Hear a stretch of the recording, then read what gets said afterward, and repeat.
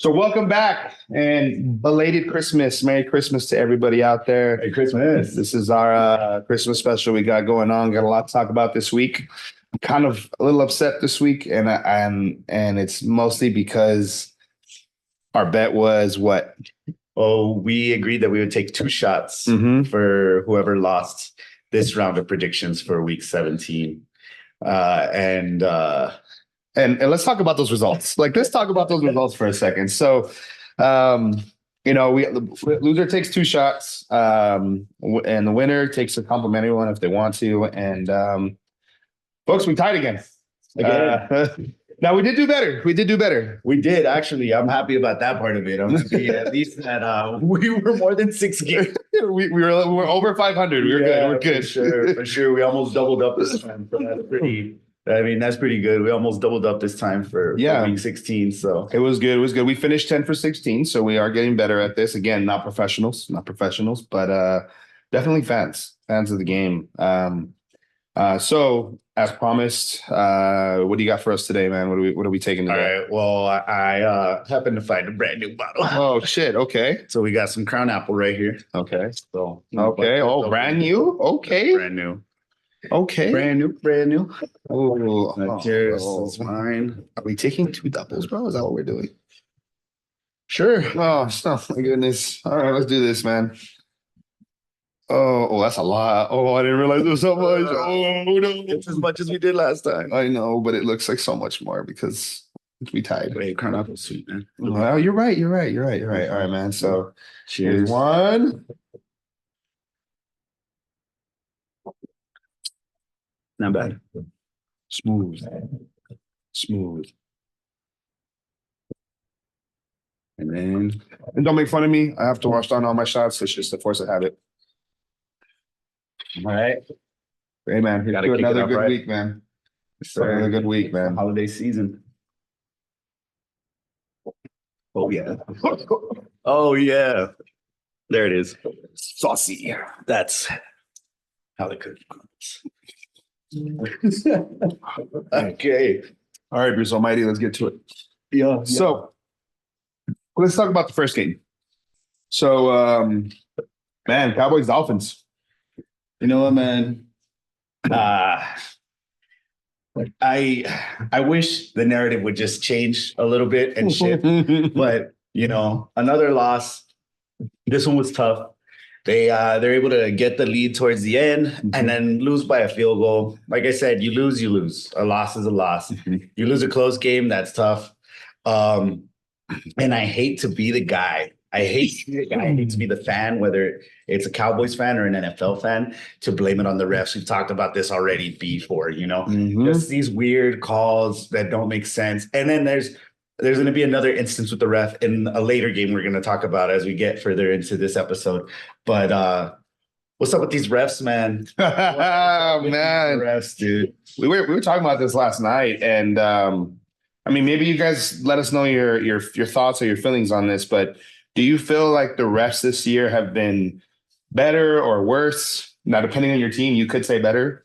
Depending on your team, you could say worse. But nevertheless, something's definitely changed this year. On the refereeing for sure. And I feel like this game, fucking Cowboys against the Dolphins, they were neck and neck, man. I mean, you look at the stat line, and Tua and Dak are right there. Dak threw for 2 touchdowns, Tua threw for 1. On the ground, they were pretty much even. I mean, throughout the game, neck and neck. The turnover at the beginning, the fumble on the goal line changes the complexion of the game. Yeah, Dolphins are able to drive all the way down, get a field goal, and then you end up losing by a field goal. So or you lose by 2 points, but a field goal is what ends up deciding the game. Yeah. So the turnover, super weird. I don't know exactly. I don't know exactly who to blame it on. Whether you blame it on the fullback because he doesn't get as many carries, so he's not used to that high pressure situation. But then another play where Pollard's about to go score a touchdown, and then he just gets yanked backward. Mm-hmm. Like that's your running back one. He should be able to punch it in. Especially there. You should be able to say, you know what, that touchdown is mine, and I'm going to go get it. Yeah, that's your running back one. Mm-hmm. To me, I mean, I've argued this all season long, is that I really do feel like in those goal line situations, we need Rico Dowdle instead of Tony Pollard because he's a bigger guy. He has a bigger stature to him. He runs a little tougher. Pollard has spurts, but when he has those spurts, I feel like that drains him a lot. Yeah. So I mean, it's again questionable calls, but this is a very it was just a narrow margin that the Dolphins won by.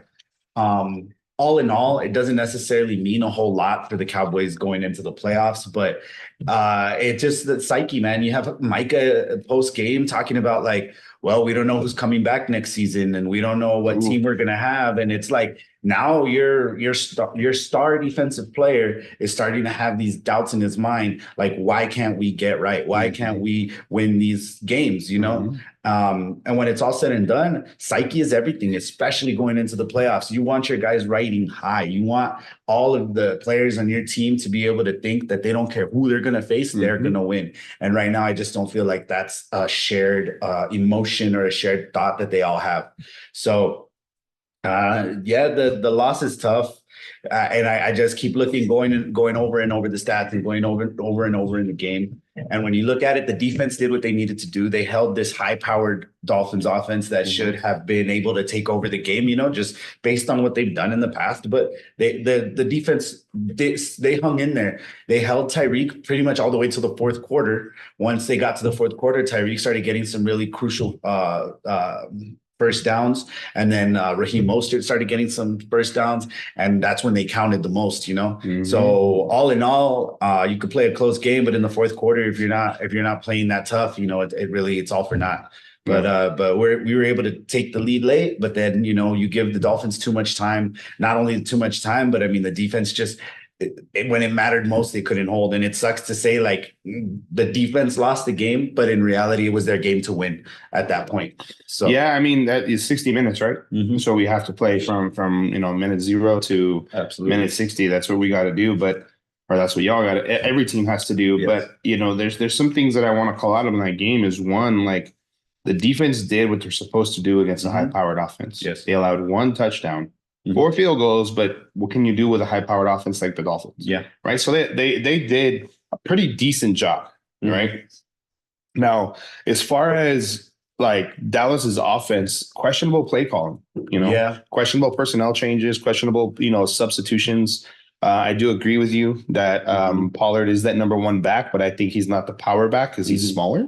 Yeah. So I do think what was it, Rico? Right. Rico should definitely be that power back that I'm going to punch it in there.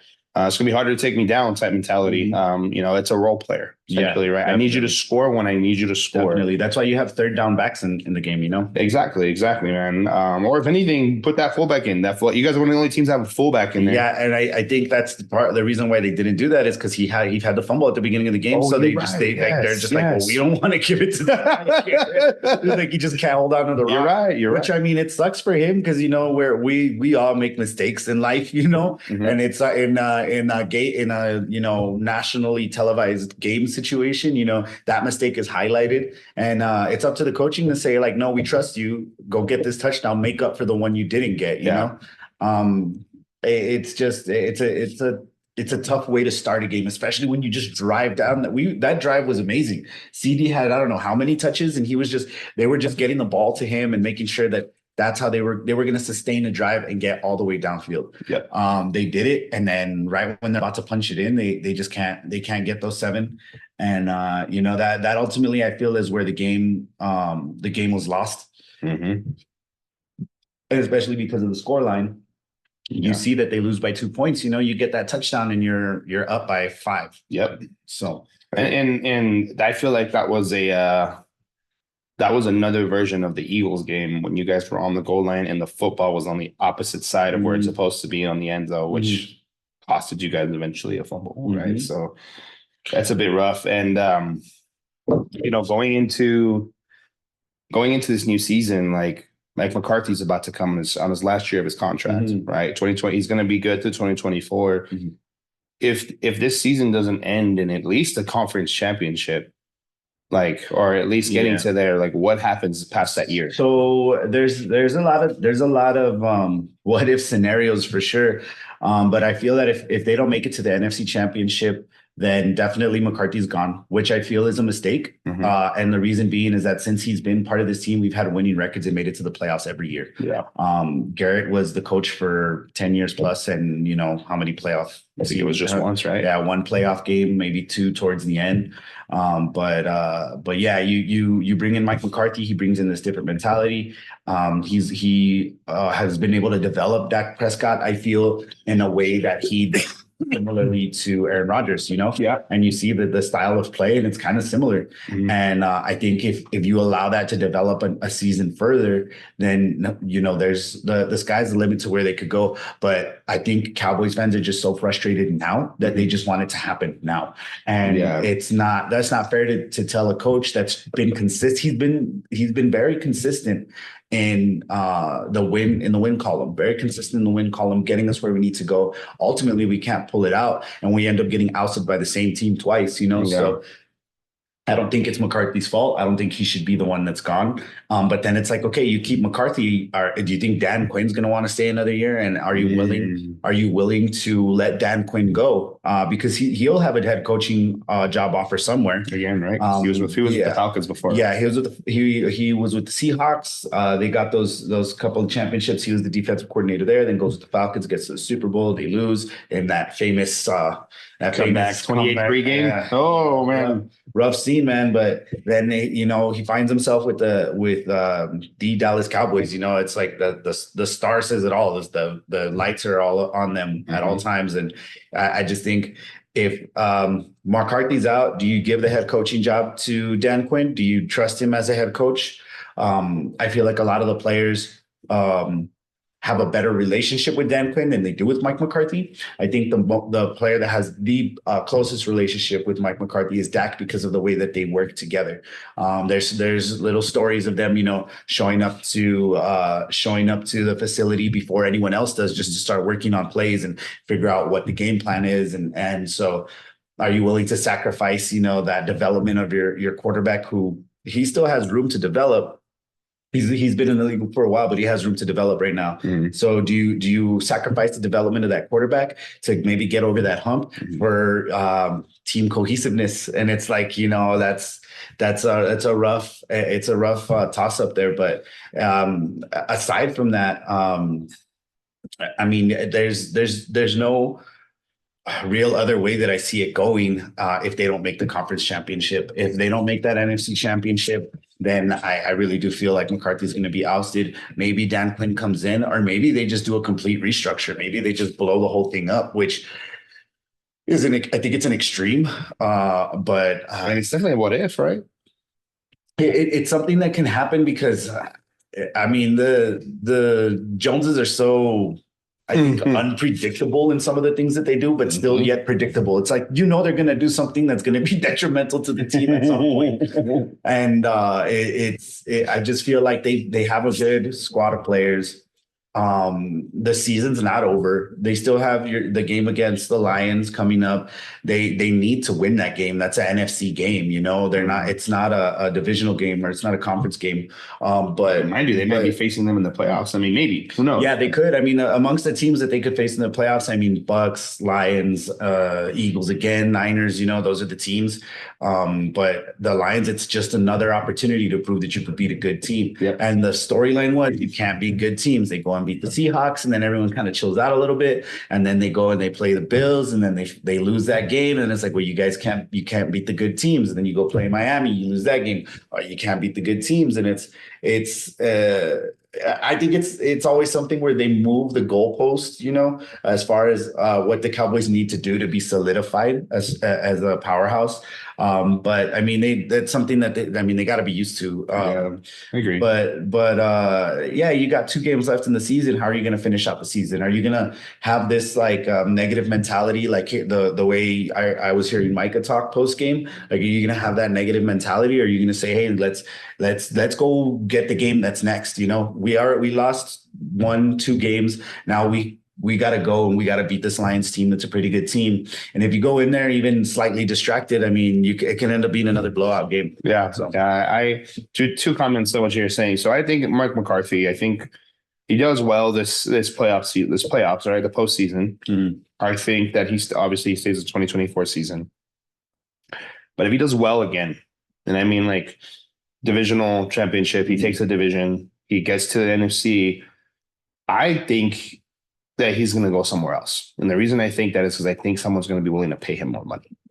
Although always, he's getting paid $3.5 million per year for a 5-year contract. The most underpaid coaches. He's the second lowest head coach paid. Like he needs to get paid for as well as he's made this the turnaround on this franchise. And not to say that Dallas has always been bad, they haven't, but they've never been consistently good or a threat as they are today. Well, in my opinion, no, I do kind of see the point there, but I also have this kind of theory about where the NFL is headed and where it's going as far as coaching, and I really do feel that there's a changing of the guard that's happening where a lot of the older coaches, they're not as effective as they were before because you have younger coaches coming in. You have Mike McDaniel, Sean McVay, even Antonio Pierce this year.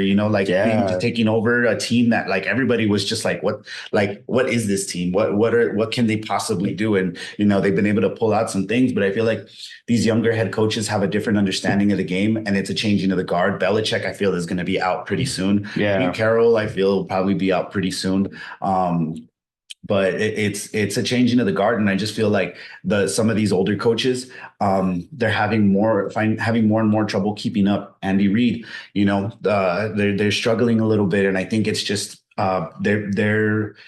their game is being figured out a lot faster than they're able to keep up with and restructure. They've been around a long time. Their game is being studied and their tendencies are being followed. Most definitely. And you have the younger coaches coming in that they are all about that high flying. Let's go score as many points as possible. And allowing your defensive players to take control of games when they need to. And not so much micromanagement. They're kind of are player friendly coaches, and though I feel like player friendly coaches always tend to do a little better, it's like, tell me what you're good at, and then let's leverage that together. Right. Like, tell me where you want to be, and let's find out where we can get there together, right? How we can improve that. And speaking of defenses, right? The Raiders this week surprised me. Yeah, man, that was awesome. Dude, the Raiders defense was on fire. Fantasy wise, I don't know if you guys are in fantasy, but fantasy wise, they were the leading defense for the whole weekend, 21 points. At least on NFL standard or ESPN standards. So a ton, which is great. And even more important is that they pulled off the dub. They're still in the playoffs, or still in the playoff hunt. That's the wild part of it. That's the crazy part, because who were they 8 weeks ago, right? They beat the Chiefs. And going crazy. And it's not like they did it offensively. Like the offense wasn't there. I mean, you had less than 100 yards of passing. A little over 150 yards of rushing. Right. So they had more yards punting than they did total offense. But it was their defense that got them through. Right. And now granted, Mahomes was doing everything he could. There was a comment made earlier in the week by one of the Raiders players. I had sent you the clip where he's saying he's the magician. If you figure out his tricks, then it's game over. And I feel like they made him had to bust out a couple more tricks than he could, and it definitely was to their benefit. I mean, they were able to pull out some wild defensive scores, and it's just. It's curious to me. I mean, my question would be are the Chiefs going to be a competitive playoff team? Like, will they be competitive in the playoffs, or are they going to be a one and done team this year? You have Mahomes, but is that enough? Yeah, no, I agree with that. I mean, look, I know it's going to make my wife mad. By the way, my wife's a Chiefs fan, y'all. So if I know, send your prayers out to her team. But in all seriousness, like that. The Chiefs playing the way they did against what most can consider a mediocre to slightly above average defense, right? Early on in the year, now they're a different caliber.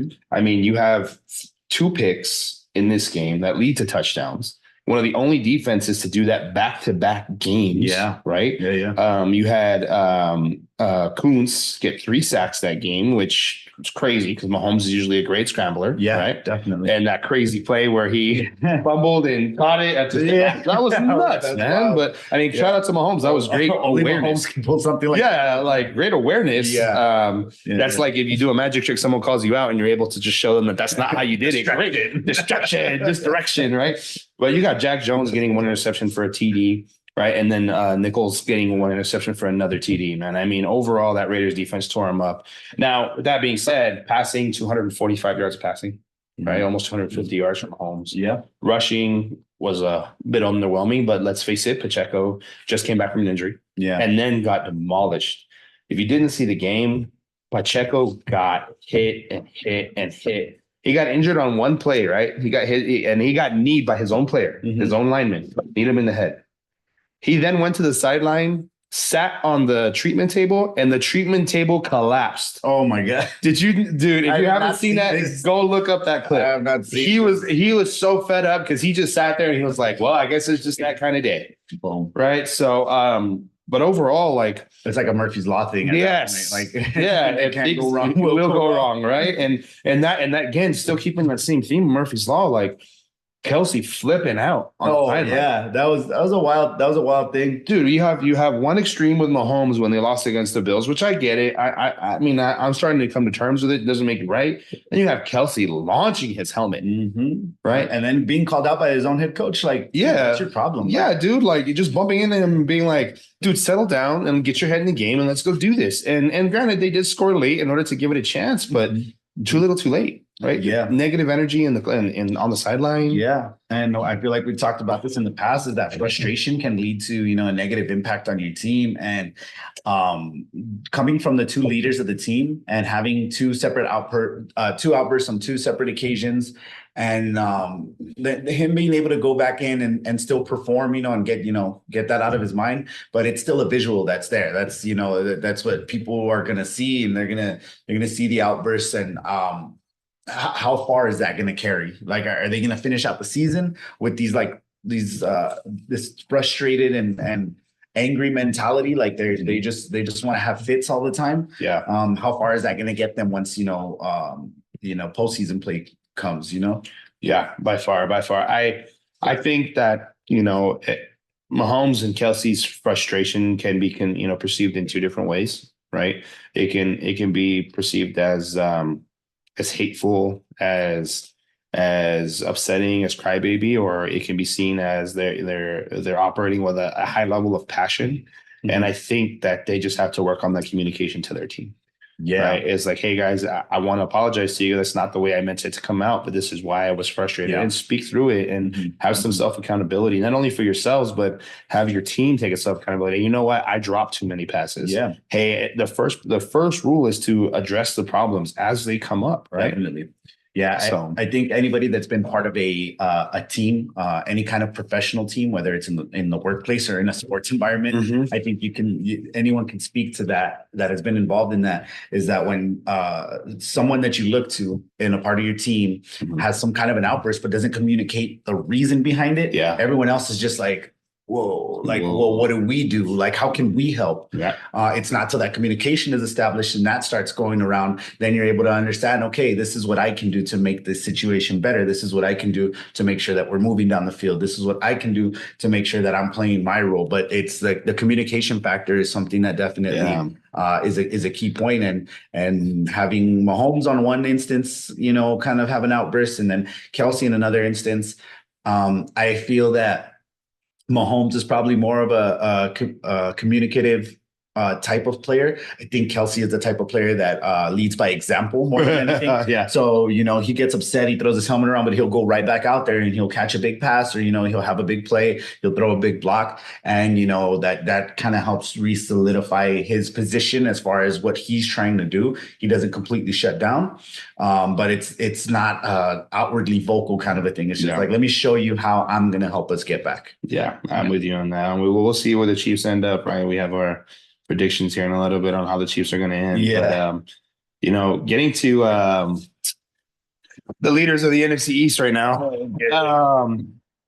Eagles, Okay. baby, Eagles and Giants game. Now, I will say this. I did tell you last week that I was thinking we were going to split with the Giants, that I really didn't think that they were for sure games, Yeah. and that the Cardinals are still going to be a team that if you don't shut out early, they're going to come back and bite you in the ass, right? So, looking at this game, right, offensively, I'm going to be honest, I thought they did above average to good, right? Realistically. Okay. And the main reason I say that is that there was one interception in the game, right? Jalen threw, Return for a touchdown. which was returned for a touchdown, but at the same time, Goddard slipped. Slipped on the field. The ball was already released at that point during his turnout, where it's to go to the flats to go to the flats, and he slipped. And granted, he doesn't slip. Maybe he catches it. Maybe he doesn't. But it definitely would At least prevent. it's a contested ball. It's not just It's not a freebie, right? Yeah, So yeah. I don't blame that entirely on Hurts, but at the same time, like you have your other two And then he gets stars. the horse collar call. Yeah, bro. Like I thought, just let him go. He's there already. That was so weird. Yeah, and to be honest, at the 15 or 17 yard line, whatever it was, he had an easy opportunity. And I get it, he's a QB, he doesn't want to hurt himself. Yeah. He had an easy opportunity to just at least try to knock out his legs and just make him short or something. He could make it a first and goal situation is touchdown. Yeah. But yeah, nobody wants to see their quarterback go and dive for a tackle, Yeah. Now, granted, I don't know if you saw, I don't know if you had seen it or not, but he did do I'm gonna block because what's his name? Swift reverse field. Okay. Yeah. And it was awesome reverse field. And Hurts put a block on I think it was a linebacker, if I'm not, I can't remember who it was. But the way he blocked them wasn't like, hey, I'm gonna block you. He just got in front of him and then ran in the same direction and just ran a little slower. It's hilarious when I see that happen because I feel like there's a few quarterbacks that do that shit a lot. Bradford does it every now and then. Yeah. Josh Allen loves to do that shit because he'll go at you like if he's gonna block you and then he'll just make you second guess and then you're just like psych. He'll kind of like it's not worth it, dog. It's not worth it. So he's like, that's my throwing arm. I'm with you, man. But there were some key things I noticed about the Eagles, other than the fact that they got a win, which is not the win we wanted. It's the win we got. Yeah, it's not the one we wanted. Couple things. AJ Brown is visually frustrated. Even when receiving more touches than he has the last couple of games, even though he made big plays to put them in a winning position. Yeah. Right. Even I think they were at a 3rd and 20 and he got like 27 or 30 yards on a dime pass from Jalen Hurts, visually frustrated. Right. And granted, defensively, I understand that because the defense is where we're lacking. We did have 4 players out, but hey, that's what happens if that happens in the playoffs. Right. What happens if those 4 players don't come back? Yeah. That's where they're going to be stuck at. You can't let your team know visually frustrated, like, hey, we're going to get through this. Again, talking about leadership and communication, right? Because that can be perceived as a completely wrong, opinion from your other players. But the one thing that made me so mad is that, and I get it, like, shout out to my mom, raise good boys, right? He basically said, I'm not going to do the interview. You can find me because my mama told me that if I have nothing nice to say, don't say nothing at all. Say nothing. Yeah. Right. And he walked off the field, man, like visually frustrated. And not only just you can visually see it as your teammate, but telling the world that I ain't got nothing nice to say about this dumb. Yeah. Like, how do you feel about that? Like, if you were on this team, how would you feel about that? So, yeah, being part of that team right now, you got to look to, your top guy one of the top guys on the offense, right? Of course, you got Hurts, but I mean, he's your top receiver there. And he's whether he likes it or not, he is a leader on the team. And I think that that's just not something that he's used to being on a team. And not knowing exactly how your response correlates to the team's ideology and how they're going to perceive it. Because, you don't have anything nice to say, but you pulled out a win, man. And I mean, we've seen over and over and over again throughout the season that these wins are not always easy and you're going to pull out ugly wins.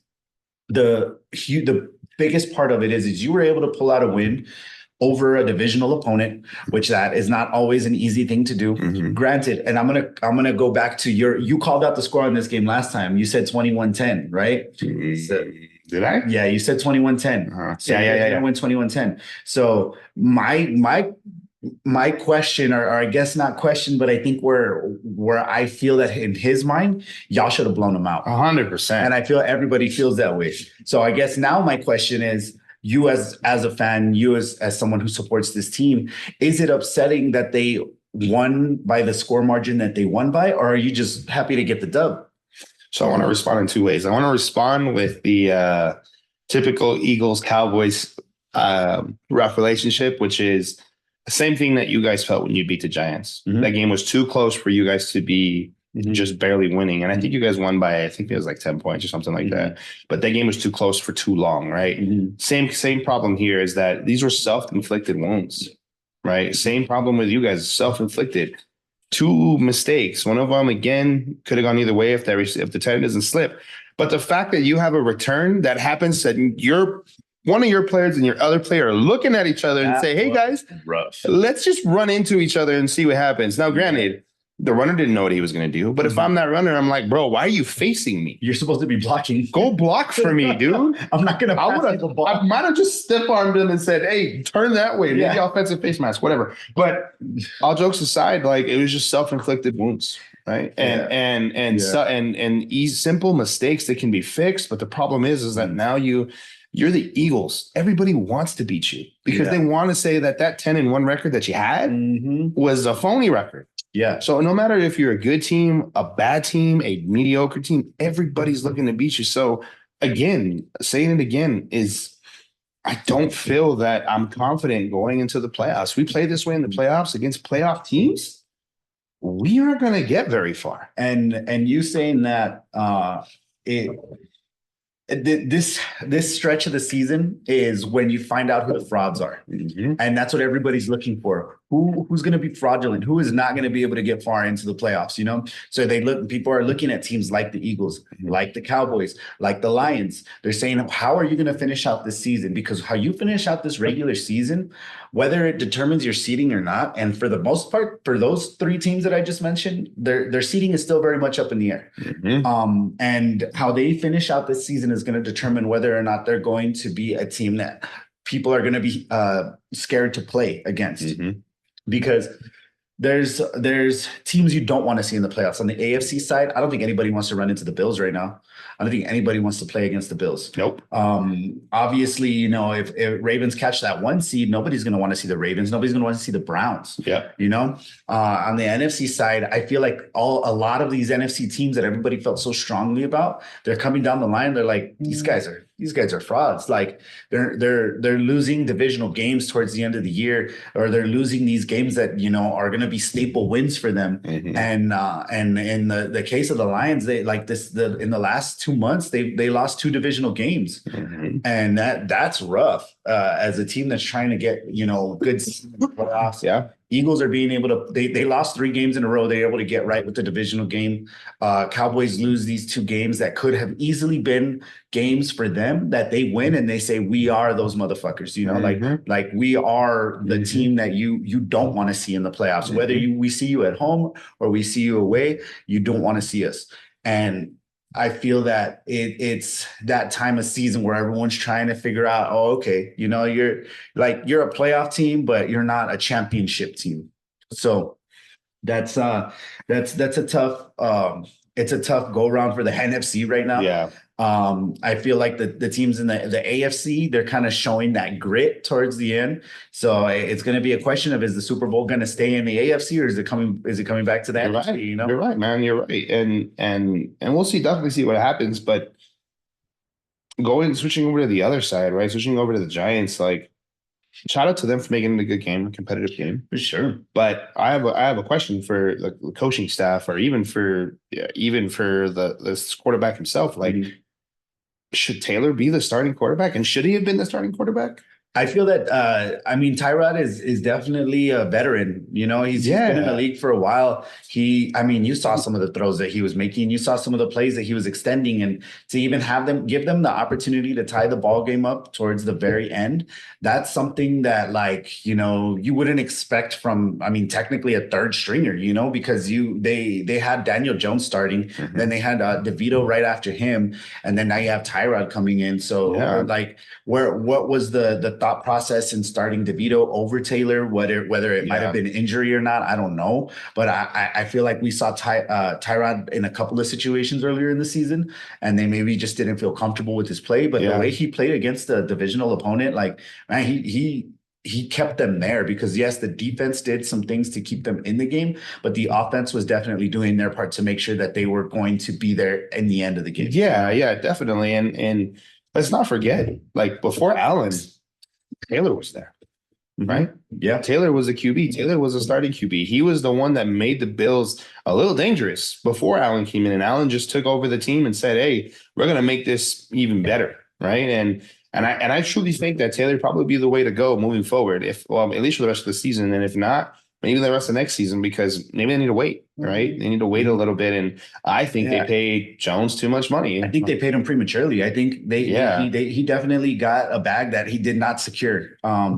That's not something that was owed to him. It's not something that I feel he earned. It wasn't warranted, man. Like it just wasn't. I never understood that contract, and the fact that they would pay him and not Saquon. Like, or they were fighting. Yeah, they were fighting to pay Saquon. And I feel that, Saquon has been, since he's been back from injury, he's kind of been their constant and not in like the best way possible, but he's at least been available, and having him available, it can be a game changer because he still can produce just as much as any top running back in the league, so you give him the opportunities, he's going to keep you there. And I mean, the first half of that game, like Saquon was running amok, like he was doing a lot. And that's something that I feel that they, it's kind of a slap in the face to him to go play Jones and then say like, hey, well, we're not sure if we're going to pay you. And then he has to, fight for his contract. And then they finally decide they want to pay him. So what are the Giants going to do now? Do you get rid of Jones? And then who's going to want to take that contract from you? Like who are you possibly going to send? Where are you going to send him? Like what, to Las Vegas? Or do they want him? Is there any team in the league that says like, yeah, we'll take Daniel Jones as our quarterback? Yeah. I don't know that they would. I don't know that anybody would make that trade. I don't know anybody wants to pay out that contract. So they're stuck with him. Maybe the Patriots. They'll trade Jones for Jones. Maybe. You know what? Hey, that might be a solution. It might be a solution. For sure. And like I said, we face them in 2 weeks again. Yeah, we play the Cardinals in between, so we'll see what happens. Yeah. Eagles have a tendency to play backup QBs lightly. Mm-hmm. And they get taken advantage of. So hopefully if Taylor's going to start, let's say next week he has a good game. If he starts, at least they can plan for it because they know that they could take advantage of DeVito. So now it becomes an upper hand. But let's see. Let's see what I mean, as much as I hate to say it, because I picked the Eagles to win this game. Yes. But watching this game, I was like, are the Giants going to pull this shit out? And I was hype. I was rooting for the Giants in this, but I mean, kudos to the Eagles for at least not completely falling apart. Yeah. They're able. They had some things happen early in that game that were just so like head scratching moments. Like what the fuck are you guys doing? They pulled out the win. They're able to kind of keep that number one spot. Now they just gotta finish out 2 more games in this season, and it's gonna be an interesting road to the end of the season, leading into the playoffs. That's for sure. We'll find out. What transpires, man. And at this point, the Eagles still do have an opportunity to take the 1 seed. They're effectively 2 games behind, right? They have their tied record. They're effectively 1 game behind now after yesterday. And they have the option. If the Niners have 1 hard game, and not based off a record, but because it's divisional, and because that team's on a roll. Yes, for sure. We'll talk about predictions later. Yes. But the Eagles still have an opportunity at the 1 seed, but I really don't want them because I think Dallas is going to roll through the first round of playoffs, and I think the 2 teams below them won't make it, if I'm being honest. And there's a good chance you'll play the Niners. So that's what I'm hoping for. If we get the Bucks in the first round and steamroll the Bucks and then go into Philly, I'm so confident about going into Philly. If it turns out that we have to go face San Fran at their home, like I'm not so confident about that game. And this will kind of help us transition into the final game that we're going to talk about, which is Ravens-Niners. And I feel like the Ravens kind of gave the NFL a blueprint on how to beat the Niners, and that's 100%. punch them in the fucking mouth and see how they respond. And they bullied the bullies. I've been a fan of the way the Niners play football because I feel like they play very old school football. You give your guys the ball and you let your guys that have the ball do what they need to do with it. Whether it's McCaffrey breaking tackles or just running through his seams, whether it's Debo stiff arming people into the ground, into their grave, basically. Like you give your biggest playmakers the opportunity to go out there and make plays. They play this very tough, hard-nosed football that is not so common anymore.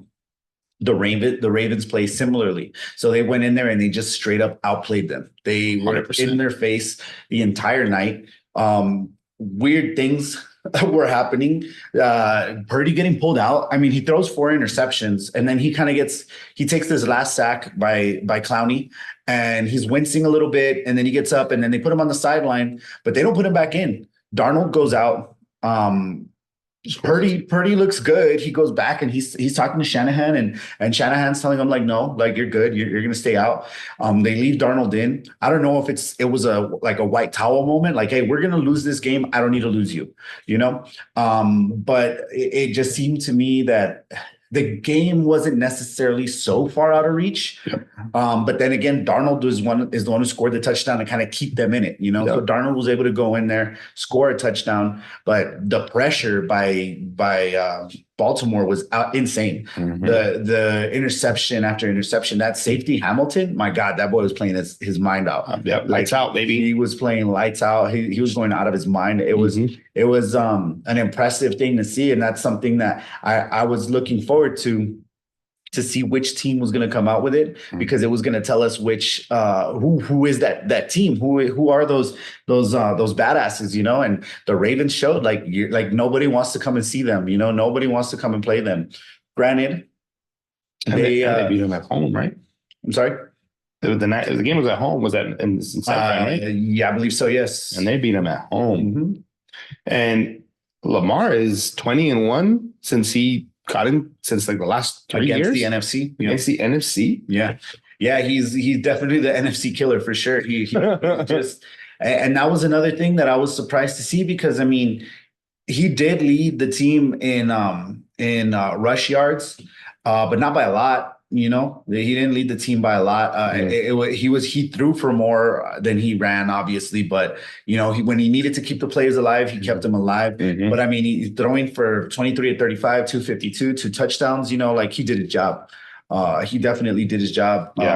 His number one receiver, and for me, when they made this pick in the draft, selecting Zay Flowers, I said that is a problem. That is a problem, because all Lamar needs is one receiver to go out there and get that ball. Granted, he has a few receivers out there, but Zay Flowers is a solid pickup for them, and I really do feel that right now that Ravens team, they look unbeatable. They went in there against the Niners team that everybody was singing their praises and saying like, these guys are Super Bowl favorites. Granted, Ravens are the Super Bowl favorites on the other sid, but they had the opportunity to go and show why they are the Super Bowl favorites. Yeah. And they did. They went and they showed. They handed them a pretty ugly loss, man, and it didn't look close. It didn't look close at all.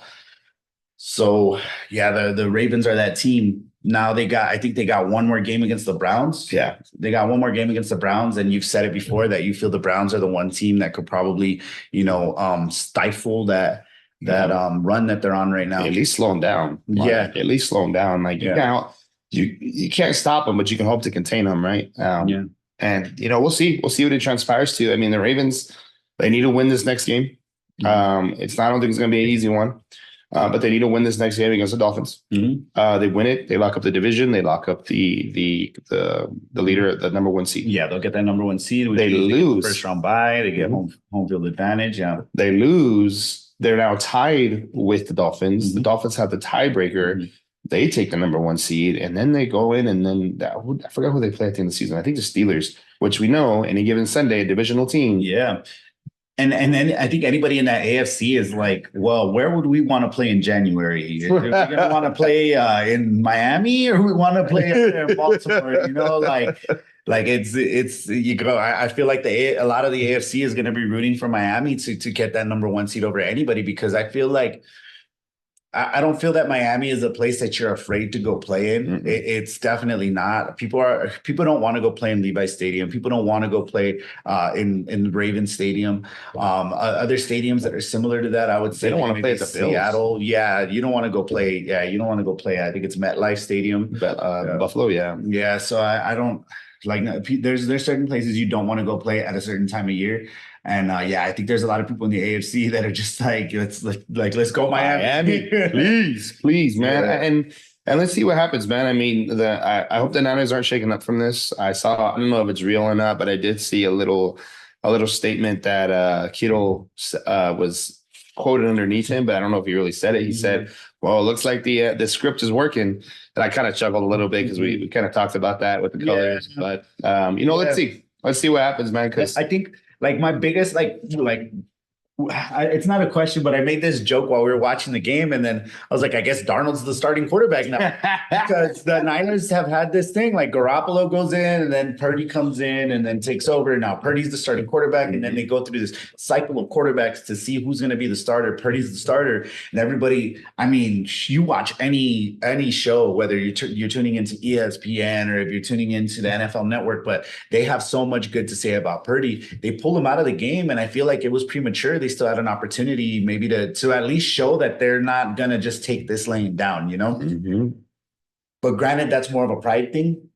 I feel that they kind of checked their pride a little bit and not letting him return to the game. But then what message does that send to the team? Because I feel like, if I'm Purdy, I'm like, no, let me go out there and lose with my guys. Like if I'm going to lose, I'm going to lose this game. Don't take the loss away from me. Like I'm the reason why we're in this shithole. So let me at least finish out the game with my guys. And if we're able to pull something off to at least give us some hope going into the next week, let me do that. But Shanahan took that away from him. Yep. And it might have been, like I said, it might have been like a fear thing. Like he was afraid of, hey man, we lost the game. I don't need to lose you. I need you because we're gonna have a berth in the playoffs solidified, and I don't need to be with a backup quarterback going into the playoffs. Yep. And there was a prediction made by my dad, right? And he said that someone's going to get hurt this game. Some other big players from San Francisco is going to get hurt, and maybe Shanahan felt it was coming because of how many sacks he was taking. 2 sacks on eight evaded attempts. Like so, then you get Trent Williams going out. That's a big loss, man. Trent Williams is the OG on that line, and they need him. They need him to be active. They need him to be available going into the playoffs because that's when you get the toughest football ever played. And if you have your one of your starting offensive linemen hurt, and then because he's hurt, now your quarterback gets hurt, and you're like, you kind of start doing the math in your head about, okay, this is how this can play out. So let me just avoid this from happening. The game's out of reach. We're not going to win. So I can see coaching, management standpoint, how you could do that. But as a player, that's got to be like a gut blow. 100%. Like, man, just let me go lose with my guys. If we're going to take this loss, we're going to take this loss, but don't let me be sitting on the bench while all of my squad is out there. Absolutely, man. So let's talk about where we think week 17 is going to lead us. Right. Yeah. Let's talk about that. Let's jump into some predictions. So we got Thursday's game, and I feel like this is very lopsided to ask, but Jets versus Browns. What are you taking, man? I'm going to take the Browns, man. I've been calling out the Jets. I think 2 weeks in a row I called the Jets to win. I'm 1-1 with them. Yeah, but I just the Browns, man. Like I'm a believer in this Flacco resurgence. I fucking love it, dude. I fucking love it. The road dog, the old guy coming in, the OG coming in, and helping this team kind of propel themselves forward into the playoffs. That defense is scary. So yeah, I think the Browns pull this one out for sure. Yeah, I think so too, man. I'm gonna agree with you on the Browns. I think Flacco and Crosby have laid it out and said that whether I'm a commentator or not, I can still play in this league. Through 3 games, Flacco threw 1,000 yards. Yeah.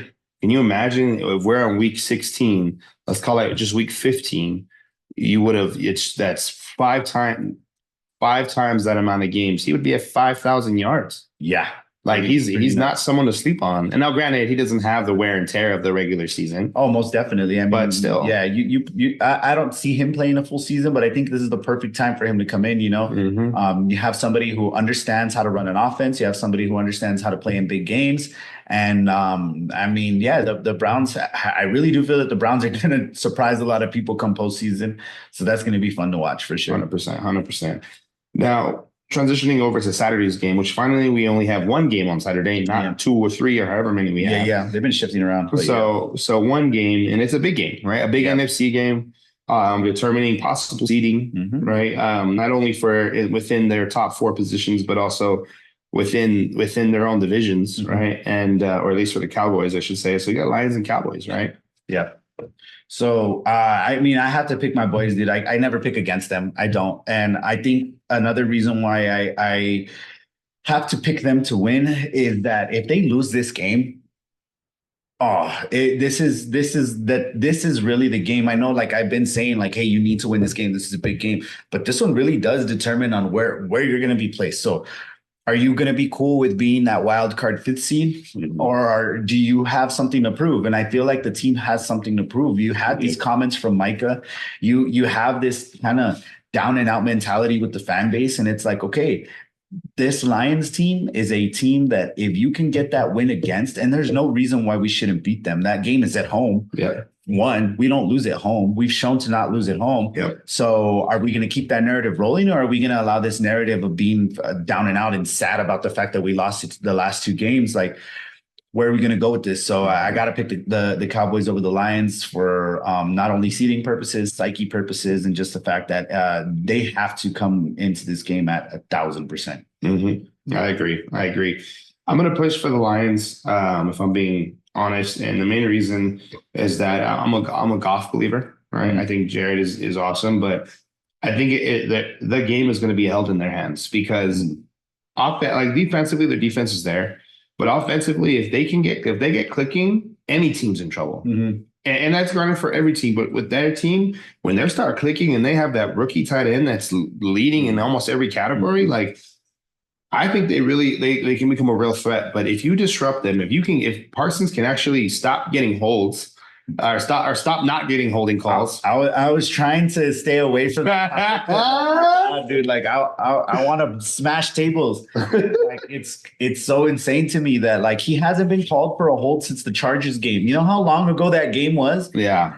So, and anyway, yeah. You're good, man. I know it's frustrating points, and I'm frustrated for you too because if all we can ask for as fans is consistency, no matter what it is, just be consistent. If you're consistently not going to call it, then don't call it, but don't not call one player just because they're that good. Yeah. Right? It's kind of like the LeBron effect. Yeah. Right? Hey, I'm not going to call a foul because you're big as shit and and no one can stop you. Yeah, you're bigger than half the guys on the court. So yeah, you're as big as some, like it's crazy. Like, but anyway, I truly think that the Cowboys can definitely win, but if Detroit gets it rolling early, you guys are in trouble, right? I think so. If you guys are fighting from behind against the Lions, I'm a little more worried than most. And that's the narrative that's kind of been presented to us is that when the boys go down early, they cannot fight back. And this loss is just another the loss against the Dolphins was another kind of glimpse into that because they did go down early. They had the opportunity to take the lead early. They didn't, but because they went down early, they weren't able to come back and take control of the game. And not being able to take control of the game, taking the lead at the end of the game is not taking control of the game. That's just staying alive. That's survival right there. You're surviving in this game. So they gotta attack early. They gotta get ahead. Yeah, they got to get way ahead. Yeah, because this is not a team that they want to mess around with. Yeah, I agree, man. So I'll go with the Lions on that one. Now switching over to transitioning over to Sunday's games, right? We're starting off early, right? We got 3 early games. We got Rams Giants. I'm gonna take the Rams on that one. Okay. So what is your headline at with that one? Rams Giants. I'm gonna take the Rams, because I mean, like I said, the Rams are on this roll. I think the Giants have some confidence, but it's not gonna be enough to roll against the Rams. I agree, man. I agree. Second early game, Birds versus Birds, right? Will the Eagles soar high, or will the Cardinals escape the wrath of the Eagles? Where's your head at? So Originally, I had thought that if the Eagles were going to lose any of these next three games, it was going to be to the Cardinals over the Giants. Mhm. But then the way the Giants played them, um, yeah, I still I'm a believer that the Giants can beat the Eagles. The Cardinals are going to lose, man. I think at this point they're just trying to get some kind of a good draft pick. I feel you in that. I'm gonna go with the Birds as well, man, or with the Eagles. I can't just say the Birds this time, but um, then transitioning to a NFC rivalry, right? Not rivalry, but just NFC matchup: Niners and Commanders, right? Um, Oh my God, I would love to see the Commanders beat the Niners. I'd love to see it. I think a lot of people would love to see it, but I just don't think it's realistic. I think Niners are upset at the fact that they just got smacked around on Monday Night Football mhm, at home. mhm. So yeah, they're gonna take out their frustrations on the Commanders. This is gonna be a blowout win. All right, I agree with you on that. Niners, I think are gonna pull this one through. I don't think the Commanders have what it takes to slow down the Niners, unless they just have a complete off psyche from this last game. Like unless Purdy is just off Mhm. and they just can't get it clicking offensively. But I don't know offensively. I mean, who's a QB now for Commanders? It's still somehow. Like Somehow, he's yeah. doing well, man. I mean, he Yeah, has the season. He has 3,600 yards, man. I mean, he's one of the leading leader in pass yards Yeah. this season, which is so wild. But because they can't do anything else but throw the ball, so they don't run well. So he has to fucking throw the ball all over the place. So Yeah. yeah, I mean, he's a it would be interesting to see that the Commanders do something here, but I just think it's not even close. I think the Niners pull this out. I agree. I agree, man. Now going to the afternoon games, right? Or I wouldn't say the afternoon. Yeah, actually, no. We have a couple more early games. Yeah, I'm there's a sorry, couple this more. shifted down. So Yeah. we got Dolphins and Ravens. That's going to be a good one. Mhm. Um, I think that the Dolphins are, even though they got this win, they didn't get the win because of their offense. Not because of their offensive striking power versus Dallas. I'm gonna take the Ravens on this one.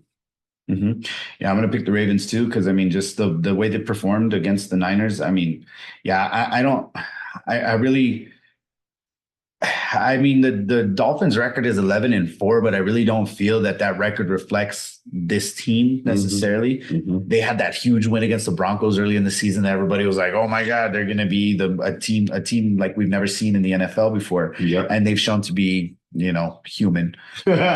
So At least, right? yeah, so yeah, I have the Ravens pulling this one out and then solidifying their one seed. Yeah. Yeah. I do too. I do too. I hope that the Dolphins win, but I think I'm gonna go with the Ravens. Um, Patriots Bills divisional game. Oh yeah, the Bills have to pull this one out, man. Um, uh, I feel like the Patriots have they win these weird close games that shouldn't be close. Then they just find ways to stay in games. I think this will be a Bills game where they just pull away. I don't see it being close. Got you. Got you on that. Yeah, I'm agree with you, Bills. I'm an Allen fan, and I always believe in Allen. I like the dude. I pick him as my quarterback time and time again in fantasy. So Yeah. I gotta roll with him. And keep in mind, it's a divisional game. Yeah, man. We've been proving that time and time again since we started this. So, um, Falcons versus Bears is a must win for the Falcons, right? They want to try to take that positioning away from the Bucks. They gotta hope that the Bucks fall the next two games, but overall, I mean, I'm probably gonna go with the Bears on this one. Yeah, I think I'm gonna pick the Falcons on this one, man. I kind of want them to pull out a win. They got a better record by a game over the Bears. So let's see. I mean, if this is a win, an all or nothing type game for them, let's see what they're able to pull out. I'm gonna go with the Falcons. Got you. Got you. Colts Raiders. Our Raiders at Colts, Las Vegas and Indianapolis. Man, them Raiders, bro. Them Raiders, I got them. I got them locked in for that one. Colts have pulled out some crazy wins this year. I think they're doing a lot better than a lot of people predicted. But I think the Raiders have just they've just come alive, man. They've come alive, and credit to Antonio Pierce for making this team kind of realize their potential. Yeah. So I got Raiders all the way. Got you. Me too, man. I'm gonna go with the Raiders on this. The Raiders defense is like no other. They just need was it O'Connell, right? Mm-hmm. They need him to just step up offensively and make sure that he can at least deliver some touchdowns. Because that game against the Chiefs, they had no offensive touchdown. Right. Yeah. And the thing is, the Chiefs defense is pretty good too. They're pretty solid. So, maybe he has some kind of a game where he can kind of show that he can be a part of this team, I mean, he did it against the Rams, so or against the Chargers. Yeah, sorry. My bad, Rams. You guys are all the same colors. Confuses me. Maybe a little different. Then we got the cat game. We got the Panthers and the Jags. Yeah, you get the game of the kitties. Yeah, you can say that. I feel like the Jags are the Bucks of the AFC, if I'm being honest. Okay. And not saying that they don't have skill. They have skill. No, yeah, but they're part of a pretty not great division, and they're leading that division. So yeah. I would say that it's a must win for the Jags. I mean, you have Indianapolis with the same record, right? Indianapolis is in the same division, correct? Mm-hmm. Yeah. And if not mistaken, Houston is in the same division, right? Mm-hmm. All three of them have the same record. Yeah. They dropped this game. Mm-hmm. I mean, we called it a while ago that we were picking the Raiders over the Colts, but the Colts could easily, could come and win that game. Oh yeah, and we'll talk about Houston here in a bit, but I mean, they need that win, but then again, they're playing Panthers. Yeah, I mean, it's a game where you gotta like just take control of the game from the jump, So if the Colts lose against the Raiders and the Jags can pull it out against the Panthers, I mean, that just bumps the Jags up. I think so far they still haven't ruled Stroud in for this game as far as the Texans go. So the Jags have a week. An opportunity to take control this week, at least in a slight sense. So, I mean, yeah, the Jags got to be able to pull this one out. Is that your pick for the week, the Jags? Jags. All right, man. Let's see what happens there. Then we got a rematch from a couple weeks ago. All right, we got the Titans at Houston this time. Mm-hmm, mm-hmm. Right. And Texans won the last one, right? Mm-hmm. Even though they were playing their old jerseys. But who's going to take this one, man? You know what, man? This is it's hard to say because they still haven't ruled Stroud in or out. I just feel like the Titans are on this decline. They've lost a few games in a row now. So I'm going to go with the Texans on this one. Yeah, I agree with you. I like the Texans. I think even though they may not have Stroud in, it would just be, I think that team is united in a way to where they can get a dub without him. They prefer it with him, but they're going to get it without him, and I'm going to pick the Texans. Cool. And then the last morning game that we have, again, divisional game. I believe it's to take control of the division. Yeah. Saints and Bucks. Yeah, I got the Bucks on this one, man. The Saints have been playing, they've been playing pretty tough, but yeah, I got the Bucks all the way. I'm gonna go ahead and this is gonna be. To me, it's going to be the upset of the week. Mm-hmm. I think this is going to be the Saints. I'm not really the upset of the week, I guess you say, but it's going to be your upset pick. My upset pick, which is going to be the Saints over the Bucks. I think the Saints want it more. I think the Bucks can definitely demolish them. Mm-hmm. Right? He has another game like Baker has another game like he had in Green Bay. Yeah, they're not going to stand a chance. But I think the Saints, they want it, right? Even though the Saints got rolled on this last week, the score was a lot closer than it should have been. I think they have that grit to them. Oddly enough, as bad as that division is, it's still competitive within themselves, Yeah, it really is. It really is. Other than the Panthers, but we'll talk about that. Yeah. All right, man. Now transitioning over to our two. I think it's a three. We have three games in the midday. We have Bengals and Chiefs. Man, the Bengals did me dirty this last week, dude. I really had them going into the game with Pittsburgh. Winning, and then Pittsburgh just tossed them around like they were nothing, and I don't know that the Chiefs are willing to take another loss. I really don't think so, especially against the backup quarterback. So I'm gonna pick the Chiefs to take this one. All right, man. This is where it starts to get good, man. I don't pick the Bengals. I'm a fan of the Bengals. All right. Browning, I think, is doing very well. Although can have some opportunistic moments. Mm-hmm. I think they're going to pull it out, man. So I'm going to go with the Bengals in this pick. And the two other games. This is a good one. Steelers and Seahawks. Yeah, the I can't stand the Steelers, man. They've been playing really hard. I'm gonna pick the Seahawks, man, because the Seahawks are trying to keep their playoff hopes alive. Mhm. Um, it's going to be a tough road for them to get there because I mean they need a lot of things to happen for them to be able to do that. But they're just a team that doesn't want to lose right now at this time in the season. Mhm. So I just think I think they pull out that win against the Steelers. Yeah, yep, I agree, man. I think the Seahawks are hungry. They're on a roll. They're finding their stride at the right time of the season. And let's see what happens, man. Let's see what transpires. Chargers and Broncos. Chargers, Broncos, two terrible teams. um, I just, shit, man. I really want to see the Chargers win, because like they just had a real tough run of a season, man. Mm-hmm. So this is more of an emotional pick than it is a strategical pick, but I'm gonna go ahead and pick the Chargers to win that game. All right, man. Let's go head to head on this one. I'm gonna go Broncos on this one. I like Russell, man. Russell's a good guy. I like him. So he's gonna one-two step all over that field. Fun fact: he actually bought Sierra's all original recordings and like the ownership of her songs, like masters and all masters that. and Wow, you know that was pretty cool. That is super dope. I thought he gave it to him as it gave it to her as it said him. Let's not go back 10 years. Sorry, Sierra, my bad. But I thought that was pretty cool. I'm gonna ride with the Broncos on this one. And all then right, all right. There is no Monday game. Right? There's no Monday game this Monday. So the last game of the NFL week is Packers and Vikings. I got the Pack, man. You got Packs? Yeah, I got the Pack over the Vikings. Why? Why do you say that? I think the love factor. They got JL over there in the backfield taking the snaps, man. So yeah, I think that Jordan Love is a superior quarterback to whoever the Vikings have right now. I honestly don't know who their starting quarterback is. Let's see. Their quarterback is Kirk Cousins is out, so I don't know why he's still on there. Yeah, they show that, but no. Well, so here's the thing for me, right?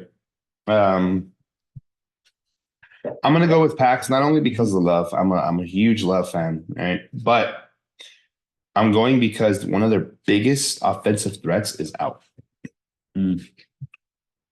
Right? You have Hawkinson out, which is one of their biggest threats. Mm-hmm.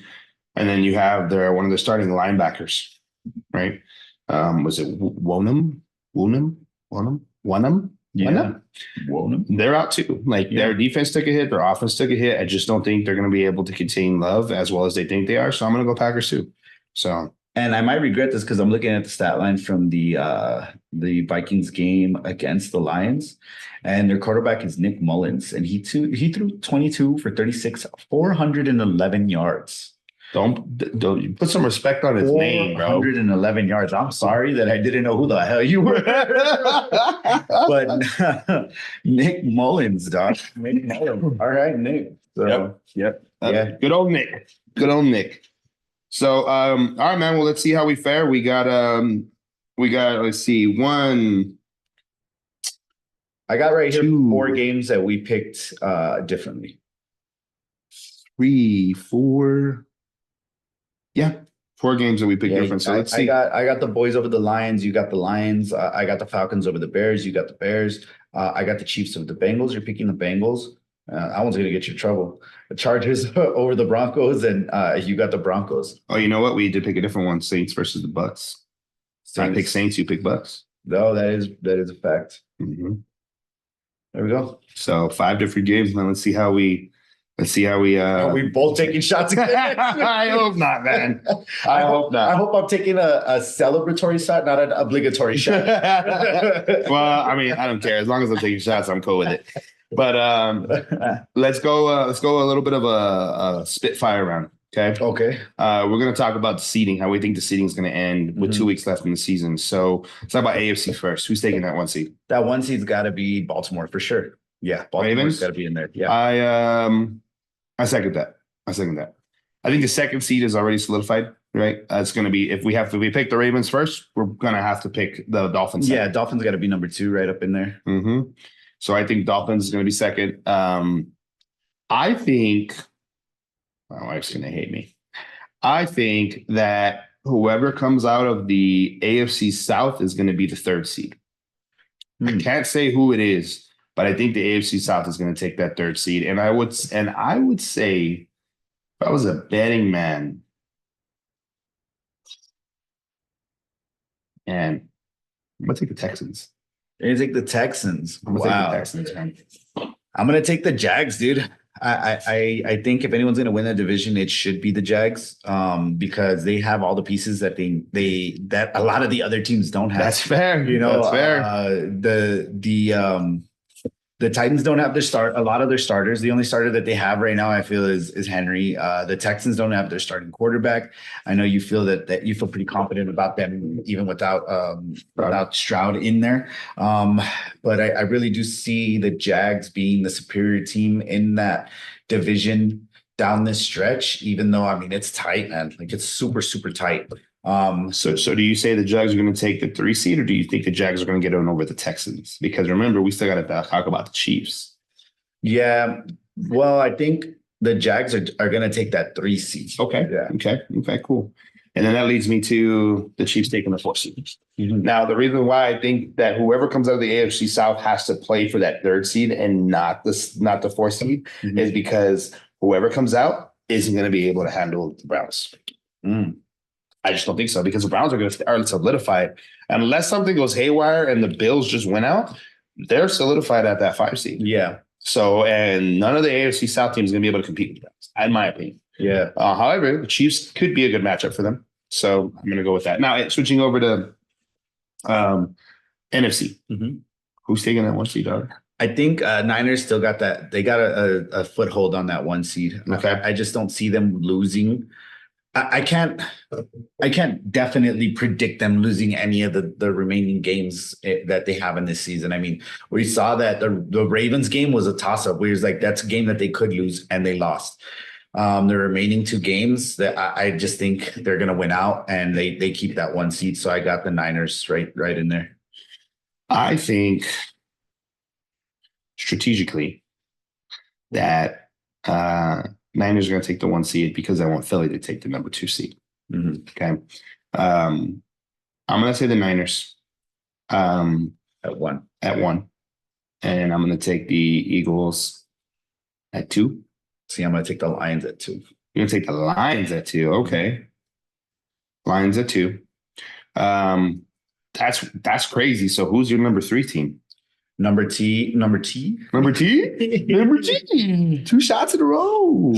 Yes, sir. Number 3, I feel that it's most likely gonna have to be the Eagles. I think we're sitting in an odd wild card spot, and the 3 teams that I feel are gonna have their solidified places are Niners, Lions, Eagles, and it's just gonna shift. And that's only gonna be with the Eagles and the Lions. Niners are already in their spot. Lions and Eagles are gonna be kind of jockeying for that 2 seed. Yeah, and it matches well with me. I think the Lions are going to solidify at that 3 seed because I don't think they can go any lower. They're not, because even if the Bucks win 2 more games, they're at 10 wins. So, which leads to the 4 seed, right? Which is, I think the Bucks are going to hold on to it. I don't think anybody from the NFC South is going to take it from them. So, you feel the same? No, yeah, for sure. I mean, I think this is Baker's year to be in the playoffs. I don't know how far he's gonna go. He'll be in there. This seating got me feeling a little hot in here, bro. Cool, man. Well, that's all we got for the NFL this week, man. So, drop down in the comments below where you think our predictions for this week's games are going to be right on par, or if you think you have any different opinions on it.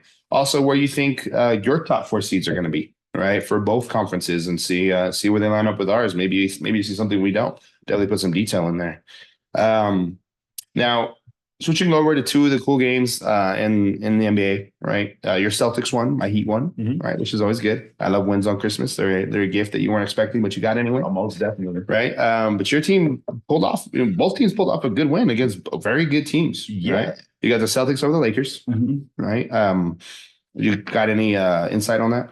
So for Zingas being the leading scorer, it's kind of wild to me, which is dope. And that's one thing that I was, I've hoped to kind of develop as the season goes on. Is he's another. I mean, this is a drastic comparison, but he's another Jokic in the sense that he's a unicorn. He's the type of player that can give you points from anywhere in the field at any given moment. You just give him an open opportunity and you feed him the ball, and he will get you those points. And if they're able to find him the ball in open spaces, or allow him to kind of work the inside, he'll continue to give you those types of points.